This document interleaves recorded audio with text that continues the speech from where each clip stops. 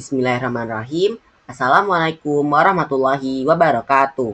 Pada kesempatan kali ini, saya akan menjelaskan mengenai pengayaan biologi tentang siklus air. Nah, kita langsung ke pertanyaan pertama. Dengan mengamati gambar siklus air tersebut, deskripsikan proses air beredar di permukaan bumi. Nah, jadi proses air beredar di permukaan bumi itu berdasarkan proses siklus airnya atau siklus hujannya. Nah, di mana air akan terevaporasi dan menjadi awan-awan. Begitu juga air-air atau kadar air yang berada di tanaman akan tertranspirasi dan menjadi awan-awan. Setelah awan ini banyak sekali mengumpul, akan terjadi yang namanya kondensasi. Kondensasi itu adalah di mana awan akan menjadi titik-titik buliran-buliran air yang nantinya akan presipitasi. Presipitasi ini adalah proses turunnya air ke bumi atau yang biasa kita sebut hujan. Nah, setelah ada presipitasi, air yang tidak diserap oleh tanah akan lari kembali atau kita panggilnya run off atau mengalir kembali ke laut, sungai, ataupun danau. Nah, sementara air-air yang terserap oleh tanah akan berinfiltrasi atau masuk ke dalam tanah dan menjadi cadangan air tanah. Lalu, namun ada beberapa air juga yang kembali ke laut walaupun sudah terinfiltrasi. Nah, jadi dapat disimpulkan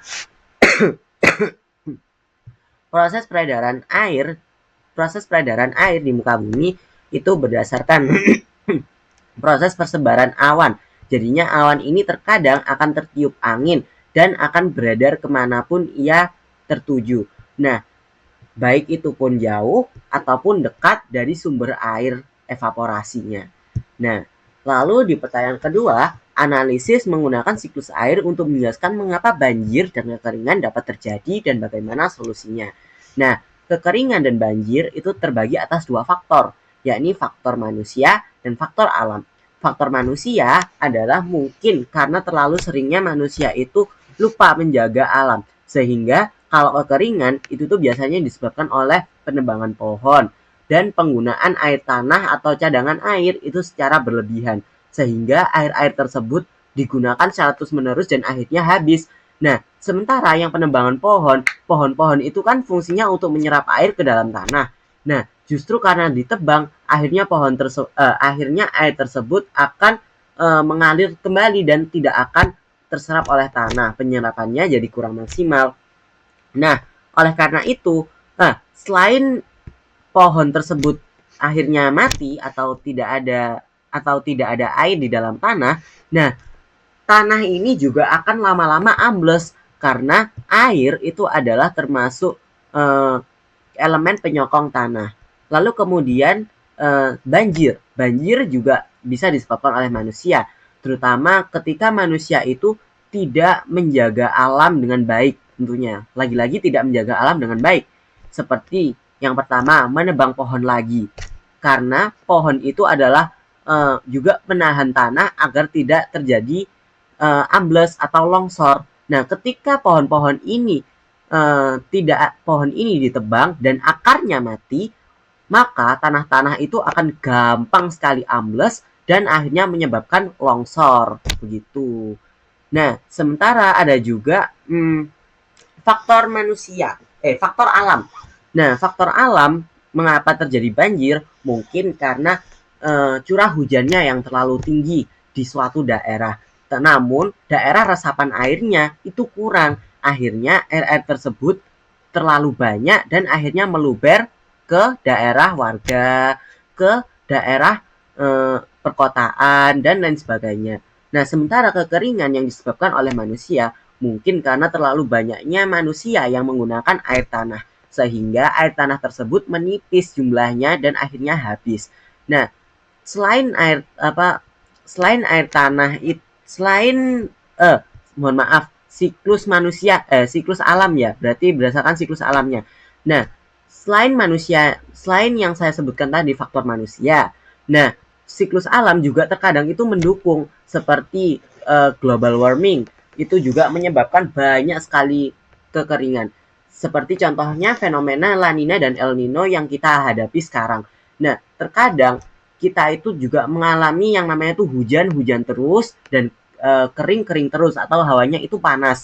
Nah, jadi terkadang pada saat El Nino kan tidak ada hujan dan hujannya itu sangat minim sekali.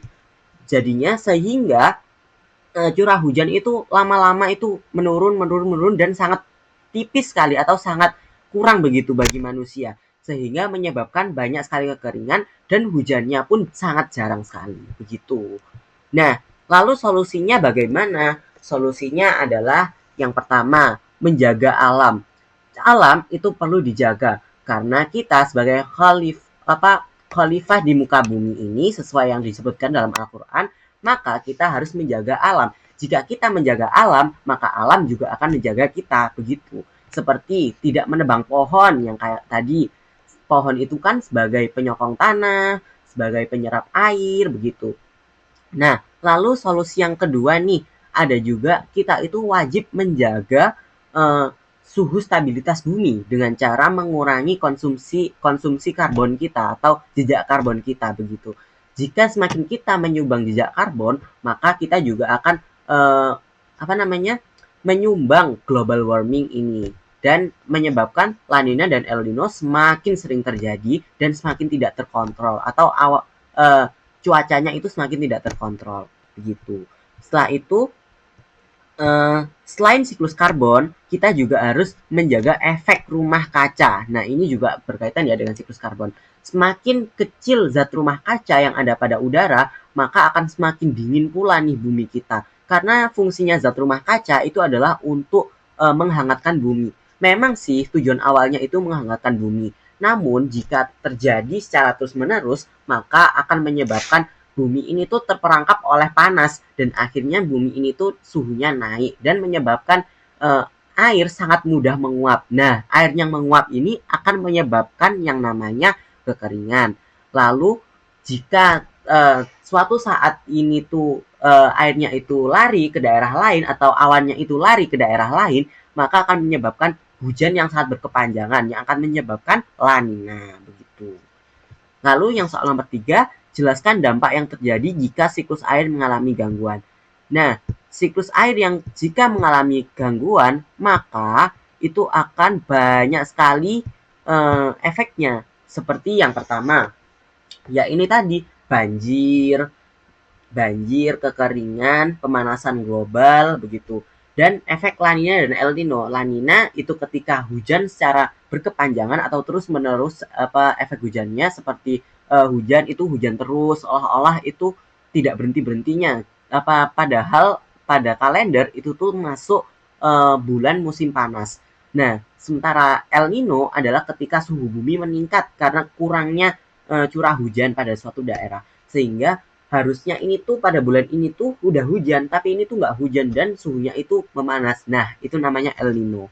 Nah, selain La Nina El Nino, kekeringan, banjir, ada juga kalau misalnya siklus air ini mengalami gangguan juga, maka kita juga akan susah. Mengapa? Karena kita ketahui sendiri, kebutuhan air kita itu juga sangat tinggi.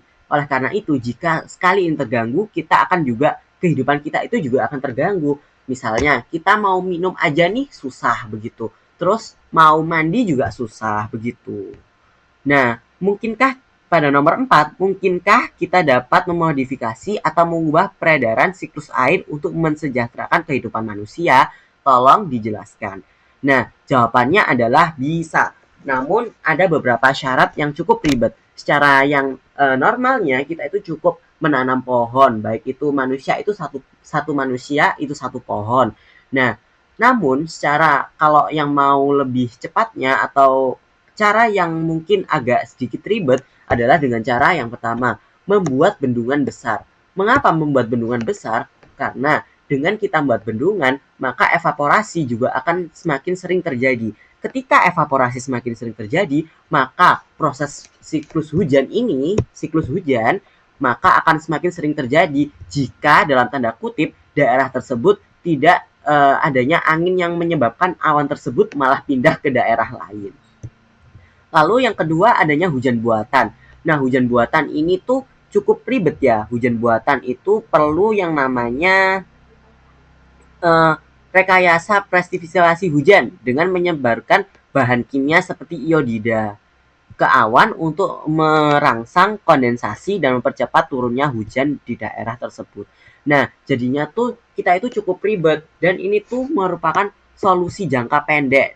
Jadinya kurang untuk untuk kebutuhan air begitu, seperti kebutuhan air kita yang cukup banyak begitu. Lalu ada juga ekstraksi air tanah yang berlebih. Nah, mungkin ini cukup wow juga ya. Kita itu malahan mengambil air tanah gitu. Memang sih dampak awalnya tuh kita itu mungkin air kita cukup melimpah, kebutuhan air kita itu cukup. Nah, namun dampak negatifnya itu kalau terlalu berlebihan banget nih, kita itu malah kehabisan air tanah dan tanahnya itu malah mengalami ambles, longsor, bahkan juga kita kekeringan karena kekurangan air karena airnya udah kita sedot duluan pada saat kita butuh air. Lalu juga ada desalinasi, yakni proses penyaringan air laut menjadi air tawar. Nah, dampak positifnya itu tentunya pasokan air tawar kita itu cukup melimpah dan air laut itu juga akan tetap volumenya begitu. Nah, namun ini yang malahan itu cukup crowded karena biayanya mahal. Habis itu konsumsi energinya sangat tinggi dan menghasilkan limbah garam yang dapat merusak laut. Jadinya kadar garamnya itu malahan yang bertambah, volume airnya menurun sehingga kadar garamnya itu terlalu pekat dan merusak laut.